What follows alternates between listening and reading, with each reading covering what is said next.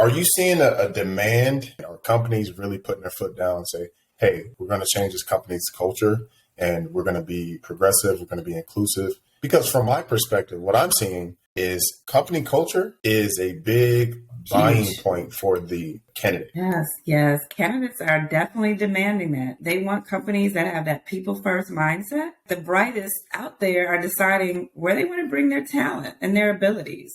And the way people learn about the company culture is website. That's the first thing people look at. If I was looking for a job, I would look at your website and say, okay, do I see someone that looks like me? Do I see representation around all cultures, all thoughts, all people, all demographics? So that's the first place that people are looking at. Who you are. What are they seeing on your site? What is the message that you're portraying about your company culture? And also like an interview, they hear about your culture right there. So we have to make sure that we're intentional about sharing our company culture, sharing what we're doing to put our people first and what that really looks like, giving examples of things we're doing. So not just talking about it, showing it. That's truly important. Candidates are really demanding that culture, people first mindset. But are you seeing anything else from a candidate's perspective?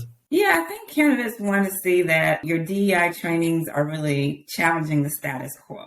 So having more meaningful conversations that result in change, right? So they want to see that. They want to see company leaders are fully embracing DEI. And how can candidates see that? They're not within your organization, but I think showing it on social channel. We really believe in this DEI message on your website. Healthcare plans, they're starting to be more inclusive with wellness benefits, and social media is huge, huge, huge. So LinkedIn and other channels showing more diverse opinions, more representation.